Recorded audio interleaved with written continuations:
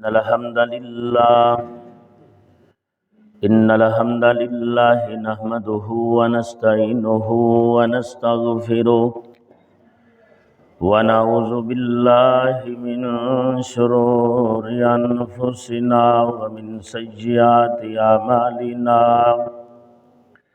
من يهده الله فلا مضل له ومن يضلله فلا هادي له واشهد ان لا اله الا الله وحده لا شريك له واشهد ان محمدا عبده ورسوله صلی اللہ علیہ وسلم اما بعد فإن خير الحديث كتاب الله وخير الهدي هدي محمد صلى الله عليه وسلم وشر الأمور محدثاتها وكل محدثة بدعة وكل بدعة ضلالة وكل ضلالة في النار اللهم صل على محمد وعلى آل محمد كما صليت على إبراهيم وعلى آل إبراهيم إنك حميد مجيد اللهم بارك على محمد وعلى آل محمد كما باركت على إبراهيم وعلى آل إبراهيم إنك حميد مجيد رب اشرح لي صدري ويسر لي أمري واحلل عقدة من لساني يفقه قولي ربنا اصرف عنا عذاب جهنم ربنا اصرف عنا عذاب جهنم ربنا اصرف عنا عذاب جهنم رب ارحمهما كما ربياني صغيرا ربنا اغفر لنا ولإخواننا الذين سبقونا بالإيمان ولا تجعل في قلوبنا غلا للذين آمنوا ربنا إنك رؤوف رحيم أعوذ بالله من الشيطان الرجيم بسم الله الرحمن الرحيم هل جزاء الإحسان إلا الإحسان ٹھیک ہے آواز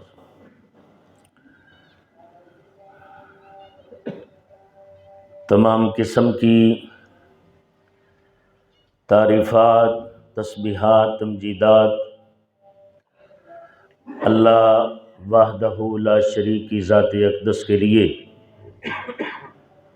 اور بے شمار انگنت لا تعداد درود و سلام امام الاولین والآخرین سرور کونین جناب محمد الرسول اللہ صلی اللہ علیہ وسلم کی ذات اقدس و مقدس کے لیے حضرات گرامی قدر خوش قسمتی کی بات ہے کہ اللہ رب العزت نے ہمیں یہ موقع دیا کہ ہم رمضان المبارک کے اس بابرکت مقدس مہینے کو اپنی زندگیوں میں ایک دفعہ پھر پا رہے ہیں، دیکھ رہے ہیں، ورنہ بہت سارے لوگ جو پچھلے ماہ مبارک میں، پچھلے سال کے رمضان مبارک میں موجود تھے، اس وقت ہمارے درمیان ہمیں نظر نہیں آتے۔ تو یہ مہینہ نیکیوں کا موسم بہار ہے۔ انسان جو بھی نیکی کا کام کرتا ہے اسے اس کا بدلہ ضرور ملتا ہے،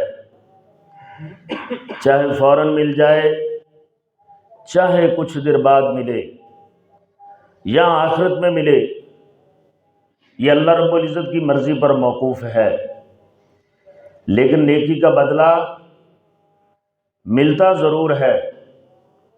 اور ہر اس کام کو نیکی کہتے ہیں جو اللہ اور اس کے رسول صلی اللہ علیہ وسلم کی فرما برداری میں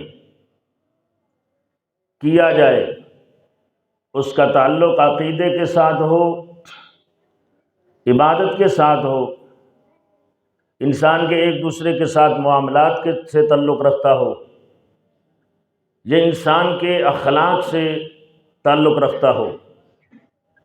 الغرض خالق کائنات فرماتے ہیں فَمَن يَعْمَلْ مِثْقَالَ ذَرَّةٍ خَيْرًا يَرَهُ، انسان جو بھی اچھا عمل کرے گا وہ اس کو دیکھے گا، اور جو بھی انسان برا عمل کرے گا وہ اس کو بھی دیکھے گا۔ ایسا نہیں ہو سکتا کہ انسان کو عمل کرے اور اس کو دیکھے نہ، انسان کو نیکی کرے اور انسان کو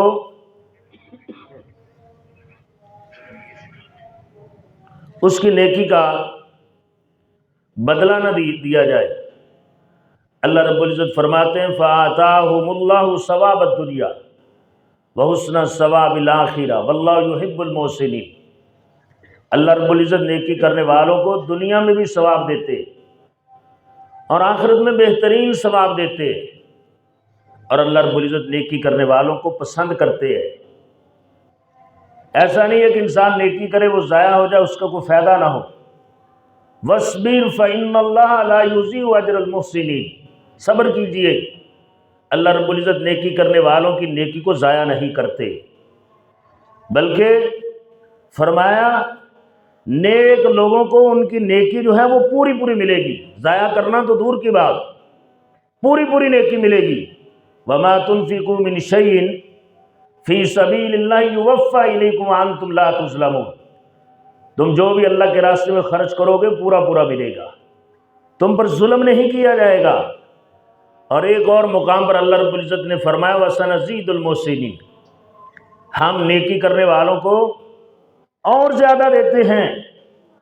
اور اللہ رب العزت نے قرآن مجید میں ایک اور مقام پر فرمایا وَإِنَّ اللَّهَ لَمَعَ الْمُحْسِنِينَ، اللہ نیکی کرنے والوں کو ساتھ ہوتا ہے۔ اور ایک اور مقام پر فرمایا وَأَحْسِنُوا إِنَّ اللَّهَ يُحِبُّ الْمُحْسِنِينَ، لوگوں نیکیاں کیا کرو، اس لیے کہ نیکی کرنے والوں کو اللہ رب العزت پسند کرتے ہیں۔ اور ایک اور مقام پر فرمایا إِنَّ رَحْمَتَ اللَّهِ قَرِيبٌ مِنَ الْمُحْسِنِينَ، رحمت کی اگر متلاشی ہو تو آؤ نیکیاں کرو، نیکیاں کرنے والوں کی رحمت قریب ہوتی ہے۔ اور پھر ایک اور مقام پر فرمایا بشر المحسنین، خوشخبری ہے نیکی کرنے والوں کے لیے۔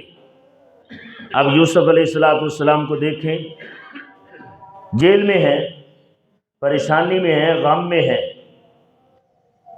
تو جیل کے قیدی کہتے ہیں انا نراک من المحسنین، یوسف ہم تو آپ کو نیکی کرنے والا دیکھتے ہیں۔ اور اگر تخت پر آئے ہیں، اقتدار ملا ہے، تو ایسا نہیں ہے کہ وہ نیکی چھوڑ دی ہے، حالت تبدیل ہو گئی ہے، کیفیت چینج ہو گئی ہے۔ عروج ملے ہیں تب بھی نیکی کے ساتھ وابستگی مضبوط رہی ہے۔ اقتدار کی حالت میں رعایا کہتی ہے انا نراک من المحسنین، اے یوسف ہم آپ کو نیکی کرنے والا دیکھتے ہیں علیہ الصلاۃ والسلام۔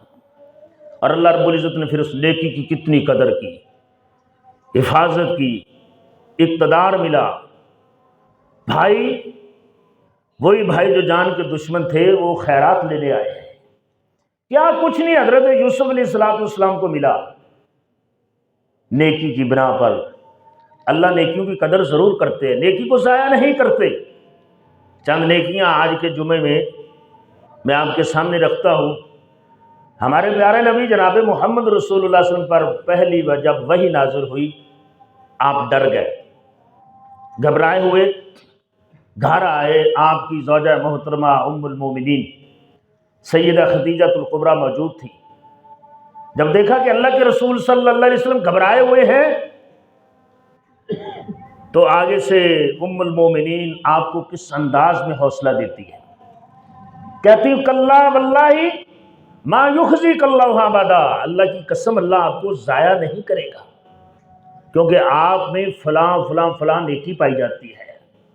اور ان نیکیوں کے حامل جو لوگ ہوتے ہیں، کرنے والے ہوتے ہیں، ان کو اللہ ضائع نہیں کرتے، ڈرنے کی ضرورت نہیں ہے۔ وہ نیکیاں کیا تھی؟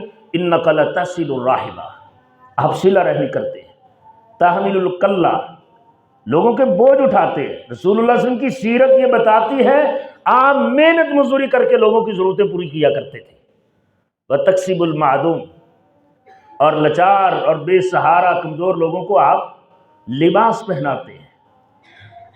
تقری ضعیف، مہمان کی مہمان نوازی کرتے ہیں۔ وتعین علی نوائب الحق، مصیبت زدہ کی مدد کرتے ہیں۔ اللہ آپ کو ضائع نہیں کرے گا، کیونکہ یہ نیکیاں۔ اور میرے بھائیوں، آج ہم اگر ان نیکیوں کے ساتھ اپنی زندگی میں پریکٹیکل کرنا چاہیں تو پریکٹیکل کر کے ہم آزما سکتے ہیں۔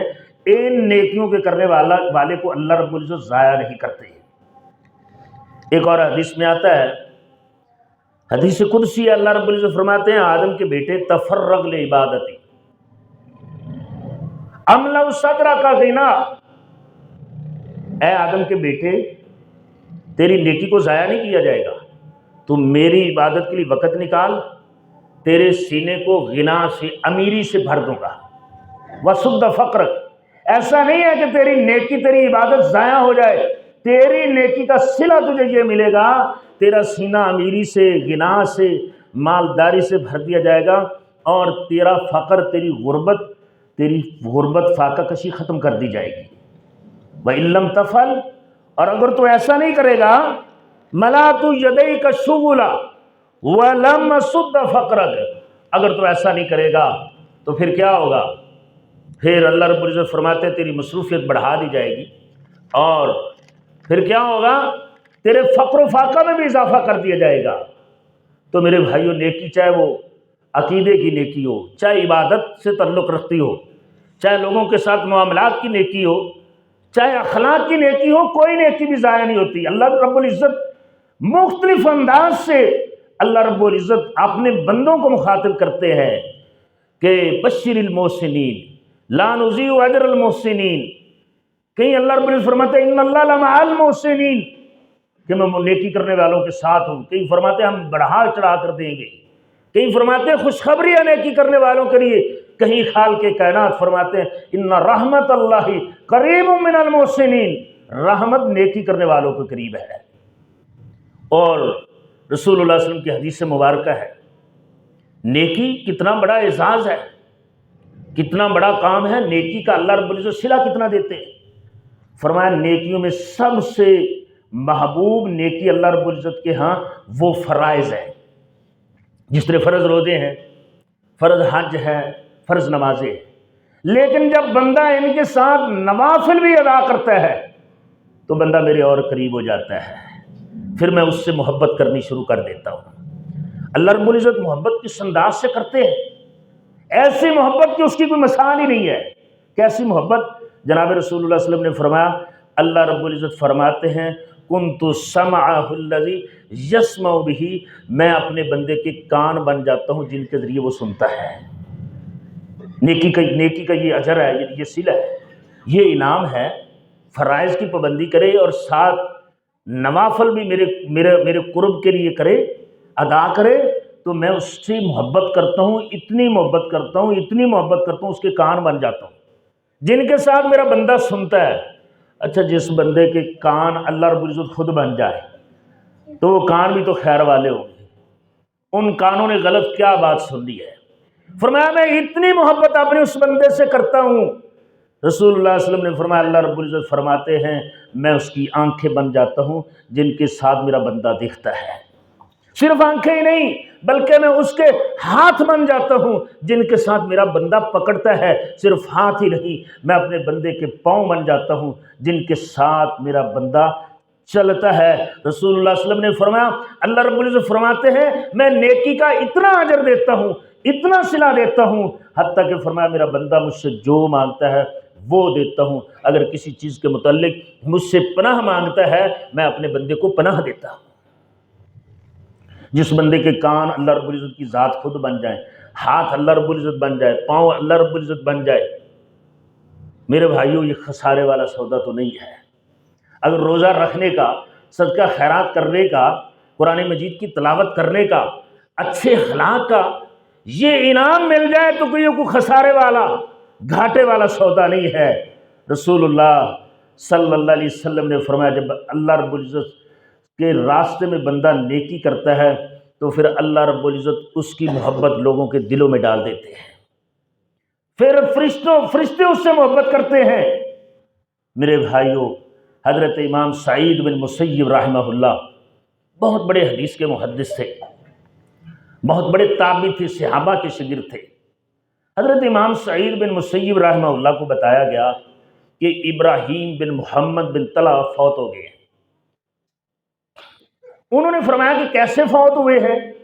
کہا گیا کہ وہ ایک عمارت کے نیچے آ کر دب گئے ہیں، ابھی تک نکالے نہیں گئے، کافی وقت بیت گئے ہیں لہذا وہ فوت ہو گئے۔ تو حضرت امام سعید بن مسیب رحمہ اللہ فرمانے لگے ہیہات لا یموت مثلہ ہکذا، ایسا نہیں ہو سکتا، ایسے لوگوں کو بری موت نہیں آیا کرتی۔ حضرت امام سعید بن مسیب ابھی اس جگہ پر پہنچے نہیں ہیں جو مکان، جو دیوار گری ہے، اور لوگوں نے آ کر اطلاع دی ہے کہ وہ شخص محمد بن ابراہیم بن محمد بن طلحہ وہ اس بلڈنگ کے، عمارت کے دیوار کے نیچے آ کر دب گئے ہیں، کافی وقت گزر گئے ہیں، وہ زندہ کیسے ہوں گے؟ لیکن امام صاحب فرما رہے ہیں ہیہات لا یموت مثلہ ہکذا، ایسے لوگوں کو بری موت، ایسی موت نہیں آیا کرتی۔ چنانچہ امام صاحب نے کہا کہ ان کو نیچے سے نکالا جائے، اس عمارت کے، دیوار کے، مکان کے نیچے سے نکالا گیا تو حضرت ابراہیم بن محمد بن طلحہ بالکل صحیح سلامت ہیں، خراش تک بھی نہیں آئی۔ اب امام صاحب جو جید قسم کے فقہاء علماء ہوتے ہیں، اللہ رب العزت نے ان کو بڑی بصیرت دی ہوتی ہے۔ علم ایک بصیرت کا نام ہے، علم روشنی ہے جو انسان کے دل کو روشن کرتی ہے، آنکھوں کو روشن کرتی، دماغ کو روشن کرتی ہے، سوچ کو روشن کرتی ہے۔ لوگوں نے حضرت امام سعید بن مسیب سے پوچھا کہ آپ نے یہ بات کیسے کہی، اور جو کہی ویسے ہی ثابت ہوا، ویسے ہی حضرت ابراہیم بن محمد بن طلحہ نکلے، آپ نے یہ بات کیسے کہی ہے؟ فرمانے لگے لِأَنَّهُ وَاسِلُ الرَّحِمَ وَوَاسِلُ الرَّحِمَ يُوكَ السُّوء، اس لیے کہ حضرت ابراہیم بن محمد بن طلحہ صلہ رحمی کیا کرتے تھے، اور یہ اتنی بڑی نیکی ہے، اتنی بڑی نیکی ہے کہ صلہ رحمی کرنے والے کو بری موت نہیں آیا کرتی، صلہ رحمی کرنے والے کو بری موت نہیں آتی۔ میرے بھائیو، صلہ رحمی کے بڑے فضائل ہیں، لیکن ہمارا چونکہ یہ موضوع نہیں ہے، بہرحال نیکیوں کی اللہ کے ہاں بڑی قدر ہے۔ حل جزاء الاحسان الا الاحسان، اللہ رب العزت کے ہاں نیکی کا بدلہ نیکی ہے، وہ چاہے حقوق العباد سے تعلق رکھے یا حقوق اللہ سے تعلق رکھے۔ میرے بھائیو، حضرت امام ذہبی رحمہ اللہ، حضرت امام عبداللہ بن مبارک رحمہ اللہ، یہ بہت بڑے محدث تھے، ان کے بڑے بڑے امانت و دیانتداری کے خوبصورت واقعات ہیں۔ حضرت امام عبداللہ بن مبارک رحمہ اللہ کے پاس ایک مریض شخص آیا، آپ لوگوں کا علاج بھی کرتے تھے، تو حضرت عبداللہ بن مبارک رحمہ اللہ سے اس مریض نے کہا کہ 7 سال ہو گئے گھٹنے کی مرض میں مبتلا ہوں، میرا یہ زخم ہے بہتا رہتا ہے، خون نکلتا رہتا ہے، یہ ٹھیک نہیں ہوتا۔ حضرت امام عبداللہ بن مبارک رحمہ اللہ فرمانے لگے آپ ایسا کریں، کوئی ایسی جگہ تلاش کریں جہاں کے باسیوں کو پانی کی اشد ضرورت ہو، وہاں پر ایک کنواں کھدوا دیں، اللہ کے فضل سے آپ کا یہ زخم ٹھیک ہو جائے گا۔ وہ مریض شخص جو 7 سال سے گھٹنے کی تکلیف میں زخم میں مبتلا تھا، تاریخ نے لکھا ہے کہ امام عبداللہ بن مبارک رحمہ اللہ کے پاس اس آنے والے شخص نے ایک کنواں کھدوایا، پیاسے لوگوں کی پانی کی ضرورت کو پورا کرنے کے لیے، جانوروں کی پانی کی ضرورت کو پورا کرنے کے لیے۔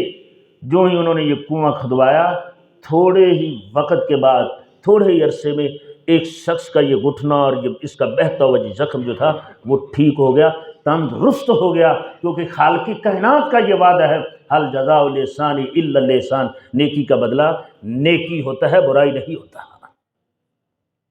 اگرچہ ہمارے ہاں عموماً مثالوں سے ایسا ہوتا ہے، لیکن ان مثالوں سے اپنے حوصلوں کو پست نہیں کرنا چاہیے کہ میں نے فلاں کے ساتھ نیکی کی تو اس نے مجھے اس کا صلہ اچھا نہیں دیا۔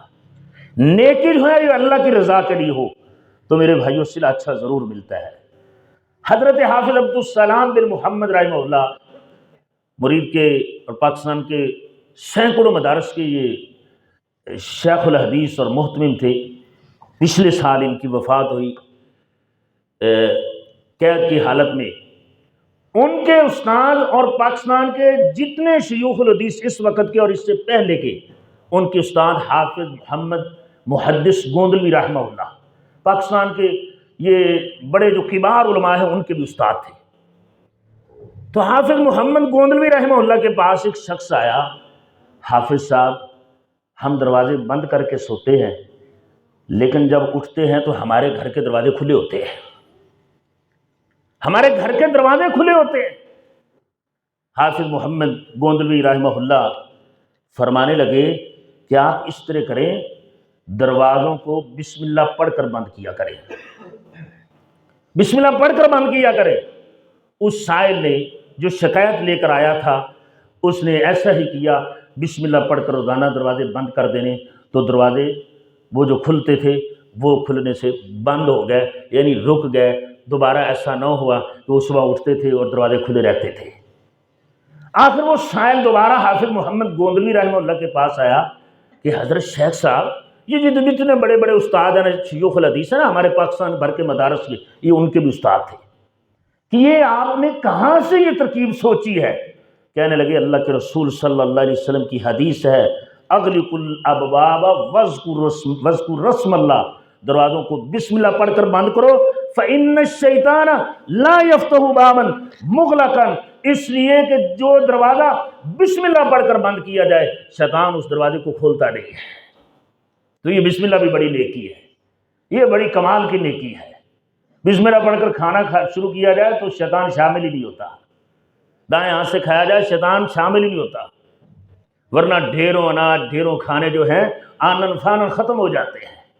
کہنے لگے اللہ کے رسول صلی اللہ علیہ وسلم نے فرمایا ہے جو بسم اللہ پڑھ کر دروازہ بند کرے اس دروازے کو شیطان کھولتا نہیں ہے، اور جو بسم اللہ پڑھ کر اپنے مشکیزوں کو منہ کو باندھ لے اس مشکیزے کا منہ بھی شیطان نہیں کھولتا، اور جو بسم اللہ پڑھ کر اپنے برتنوں کو ڈھانپ دے برتنوں میں کوئی چیز داخل نہیں ہو سکتی، اور وَأَطْفِئُوا مَصَابِيحَكُمْ، اور بسم اللہ پڑھ کر اپنے چراغوں کو بجھا دیا کرو۔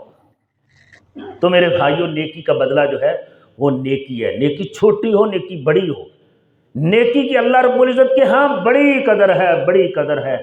ہم میں سے اکثر و بیشتر ہر انسان مشکلات میں مبتلا نظر آتا ہے، ہر آدمی کے پاس یہ شکایت موجود ہوگی کہ میں فلاں پریشانی میں مبتلا ہوں، فلاں پریشانی میں مبتلا ہوں۔ تو ان پریشانیوں کا خاتمہ بھی ہم نیکیوں سے کر سکتے ہیں۔ کیونکہ جب نیکی کریں گے تو اللہ رب العزت کا ہمیں ساتھ نصیب ہوگا، جب نیکی کریں گے تو اللہ رب العزت کی رحمت کے قریب ہو جائیں گے، جب ہم نیکی کریں گے تو ہمارے لیے خوشخبریاں ہوں گی، جب ہم نیکی کریں گے تو اس نیکی کا اجر کئی گنا بڑھا کر دیا جائے گا، تو پھر مشکلات وہ جو ہیں دور ہو جائیں گی۔ آئیے میں 3 مشکلات اور ان کا حل ایک نیکی کے ذریعے آپ کو بتاتا ہوں۔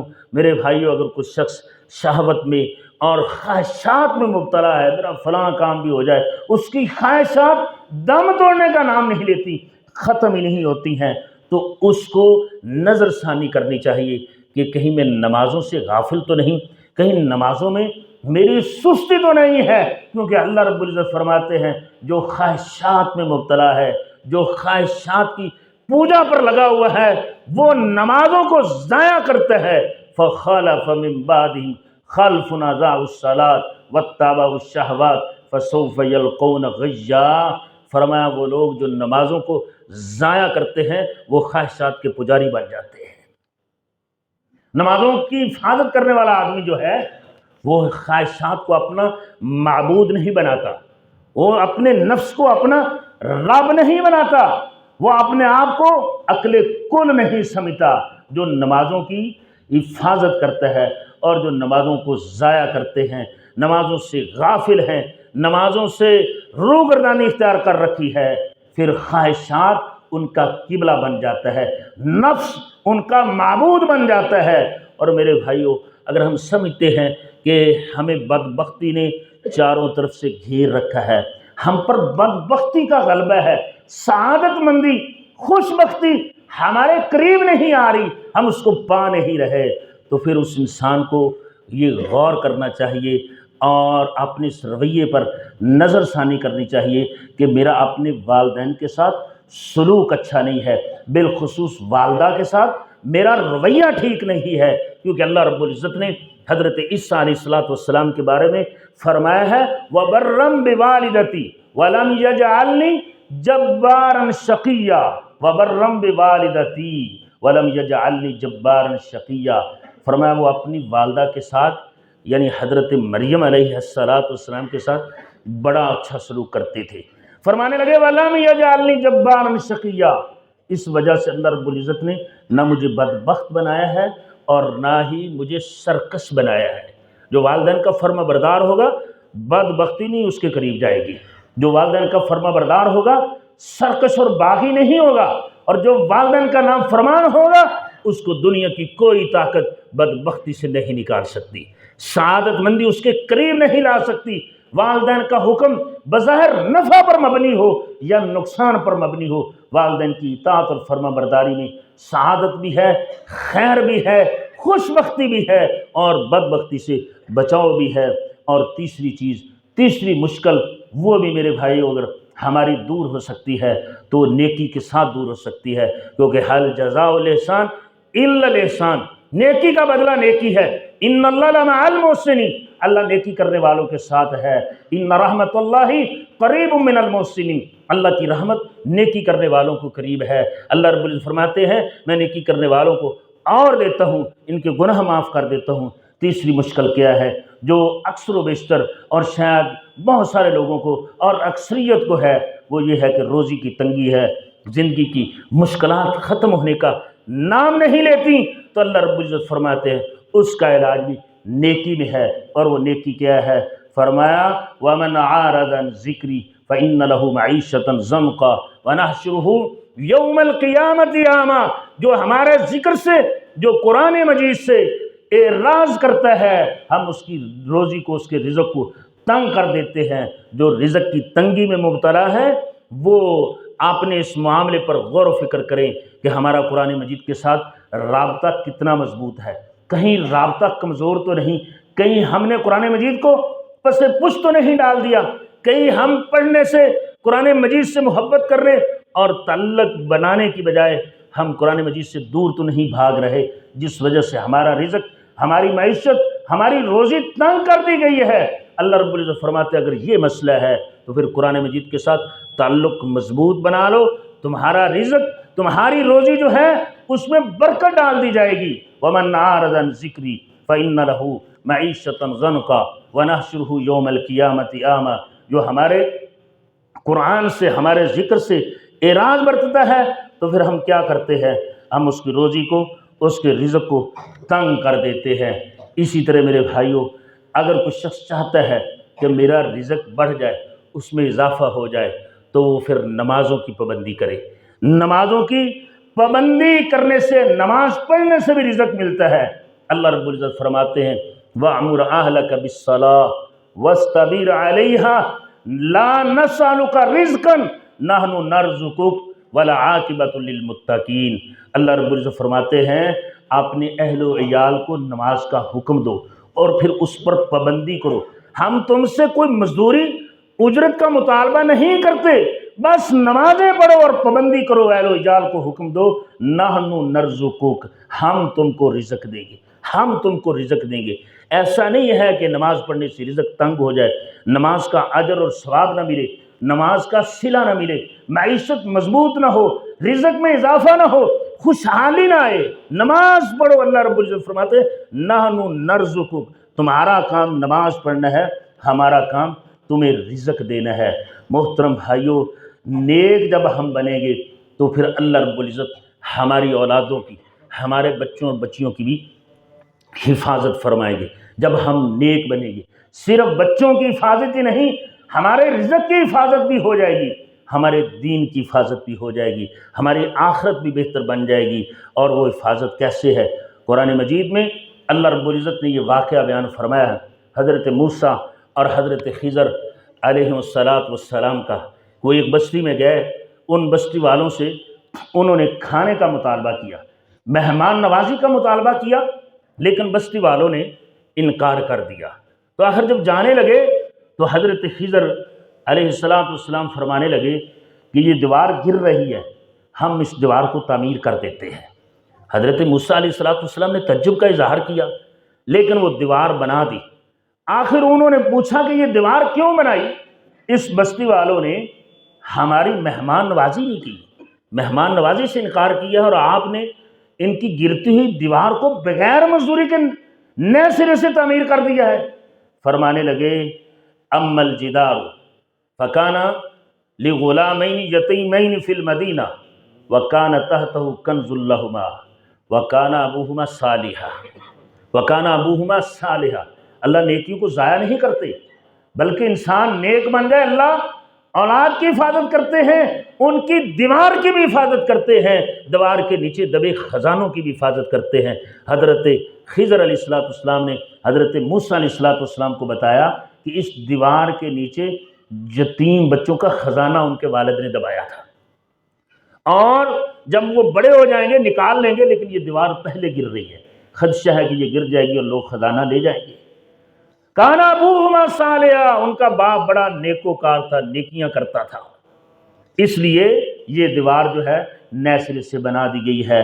میرے بھائی مفسرین لکھتے ہیں کہ ان کے باپ کی نیکی کیا تھی کہ وہ اپنے مال کی زکوٰۃ دیا کرتا تھا، اپنے مال کی زکوٰۃ دیتا تھا۔ اس نیکی کی بنا پر اللہ رب العزت نے اس مال، جس مال کی زکوٰۃ ادا ہوگی، اس مال کو اتنی اللہ رب العزت نے حفاظت بخشی، اتنی حفاظت بخشی کہ وہ یتیم بچے جو ابھی بڑے نہیں ہوئے تھے، ان کی دیوار کو وقت کے عظیم پیغمبر حضرت موسیٰ اور حضرت خضر علیہ السلام سے تعمیر کروا دیا۔ تو یہ زکوٰۃ، یہ اللہ رب العزت کی بہت بڑی نعمت ہے۔ حضرت جریر بن عبداللہ رضی اللہ تعالیٰ عنہ کہتے ہیں کہ رسول اللہ صلی اللہ علیہ وسلم کے پاس جب کوئی آنے والا آتا، اسلام کے متعلق دریافت کرتا، تو اللہ کے رسول صلی اللہ علیہ وسلم سب سے پہلے اس کو نماز کے بارے میں بتاتے، پھر اس کو زکوٰۃ کے بارے میں بتاتے۔ حضرت جریر کہتے ہیں میں نے جب رسول اللہ صلی اللہ علیہ وسلم کے ہاتھ پر بیعت کی تو آپ نے مجھے ان باتوں کا حکم دیا، بایعت رسول اللہ صلی اللہ علیہ وسلم علی اقام الصلاۃ و ایتاء الزکاۃ والنصح لکل مسلم۔ میں نے جب بیعت کی تو آپ نے فرمایا نماز بھی پڑھنی ہے، زکوٰۃ بھی دینی ہے، اور ہر مسلمان کی خیر خواہی بھی کرنی ہے۔ یہ رسول اللہ صلی اللہ علیہ وسلم نے ان تین چیزوں پر بیعت لی۔ میرے بھائیوں، اس مقدس مہینے میں اپنے مالوں کو پاک کرنا چاہیے، اس مقدس مہینے میں اپنے مالوں کو پاکیزہ کرنا چاہیے، اپنے نفسوں کو پاکیزہ کرنا چاہیے، اور سب سے بڑی بات زکوٰۃ دینے والے کو خود خالق کائنات نے متقی کہا ہے، نیک کہا ہے، نیکوکار کہا ہے، اور صرف نیکوکار ہی نہیں، فرمایا جہنم سے یہ آزاد ہوتا ہے۔ وَسَيُجَنَّبُهَا الْأَتْقَى وَسَيُجَنَّبُهَا الْأَتْقَى، ان قریب اس جہنم سے نیک شخص آزاد ہو جائے گا۔ وہ نیک کون سا ہے؟ آگے اللہ رب العزت خود ہی وضاحت کرتے ہیں، الَّذِي يُؤْتِي مَالَهُ يَتَزَكَّى، وہ شخص جو اپنا مال یعنی اس کی زکوٰۃ دیتا ہے، یتزکیٰ، تاکہ وہ پاکیزہ ہو جائے، یہ شخص جہنم سے آزاد ہو جاتا ہے۔ رسول اللہ صلی اللہ علیہ وسلم کے پاس ایک صحابی حاضر ہوا، عرض کرتا اللہ کے رسول، اس شخص کے بارے میں آپ کیا کہتے ہیں جو اپنے مال کی زکوٰۃ دے دیتا ہے؟ اللہ کے رسول صلی اللہ علیہ وسلم نے فرمایا، اس نے اپنے مال کا شر ادا کر دیا ہے، اس نے اپنے مال سے شر کو ختم کر دیا ہے، شر کو نکال دیا ہے۔ اور میرے بھائیو، یہ زکوٰۃ جو ہے نا، اگر یہ ہمارے مال میں رہ جائے، ہمارے گھر میں رہ جائے، ہمارے خزانے میں رہ جائے، یہ ساری اشارہ ہے، اور اگر یہ نکل جائے تو مال پاکیزہ ہو جاتا ہے۔ رسول اللہ صلی اللہ علیہ وسلم نے فرمایا، زکوٰۃ جب آسمان سے آفات اور بلائیں نازل ہو رہی ہوتی ہیں نا، تو زکوٰۃ ان سے ٹکرا کر ان کو پاس کر دیتی ہے، ان آفات اور بلاؤں کو راستے میں ہی روک لیتی ہے۔ امام کائنات صلی اللہ علیہ وسلم نے فرمایا، الصدقۃ تطفئ الخطیہ کما یطفئ الماء النار ان الصدقۃ لتطفئ غضب الرب، یہ زکوٰۃ صدقہ رب کے غضب کو، ناراضگی کو دور کرتا ہے، گناہوں کو ختم کرتا ہے، اور فرمایا وتدفع عن میتۃ السوء، یہ بری موت سے بچاتا ہے۔ حضرت ابو بکر صدیق رضی اللہ تعالیٰ نے آخر کیوں اعلان جنگ کیا تھا؟ یہ کوئی معمولی معاملہ تھا؟ جب رسول اللہ صلی اللہ علیہ وسلم کی وفات ہوگی، چند قبائل نے زکوٰۃ دینے سے انکار کر دیا، ابو بکر صدیق نے ان کے ساتھ لڑائی کی، زکوٰۃ کی وجہ سے۔ فرمایا ہے واللہ لأقاتلن من فرق بین الصلاۃ والزکوٰۃ، اللہ کی قسم میں ہر اس شخص سے لڑائی کروں گا جو زکوٰۃ کا انکاری ہے، جو نماز کا انکاری ہے۔ جس طرح میرے بھائیوں، نماز یہ روزے ارکان اسلام کا ایک حصہ ہے، نماز حصہ ہے، اسی طرح زکوٰۃ بھی اسلام کا ایک فرضی رکن ہے۔ اور میرے بھائیوں، وہ کنواں خشک نہیں ہوتا جس سے پانی نکلتا رہے، وہ کنواں کبھی خشک نہیں ہوتا جس سے پانی نکلتا رہے، اور جس کنویں سے پانی نہ نکالا جائے وہ کنواں خشک ہو جایا کرتا ہے۔ جس کنویں سے لوگ پانی پینا چھوڑ دیں وہ خشک ہو جاتا ہے۔ وہ عمارت جو ویران اور سنسان رہے وہ گر جاتی ہے، بسیدہ ہو جاتی ہے، اور وہ عمارت جو زیر استعمال رہے وہ عمارت جلدی خراب نہیں ہوتی۔ وہ گاڑی جو کھڑی رہے نا، وہ بنسبت چلنے والی گاڑی کے زیادہ جلدی خراب ہو جایا کرتی ہے، اور جو گاڑی چلتی رہے وہ کم خراب ہوتی ہے۔ جو گاڑی کھڑی رہے وہ کھڑی زنگ آلود ہو کر وہ ختم ہو جاتی، اس کو مٹی کھا جاتی ہے۔ یہی مثال ہمارے مالوں کی ہے۔ یہ مال اللہ کے راستے میں خرچ ہوتے رہیں تو بڑھتے بھی رہتے ہیں، برکت بھی پیدا ہوتی رہتی ہے، اور ان کی حفاظت بھی ہوتی رہتی ہے۔ یہ زکوٰۃ کی ادائیگی والا مال ہمارے گھروں کو ویرانی سے بچاتا ہے، سنسان ہونے سے بچاتا ہے، خوشحالی لاتا ہے، امن لاتا ہے، سکون لاتا ہے، اور خوشیاں لاتا ہے۔ اس لیے میرے بھائیوں، یہ مقدس مہینہ ہے، اس مہینے میں اپنے مالوں کو پاکیزہ کریں، اپنے مالوں کی زکوٰۃ دیں۔ جناب رسول اللہ صلی اللہ علیہ وسلم نے فرمایا، جو مال اللہ کے راستے میں خرچ کیا جائے اس مال میں کمی نہیں ہوتی۔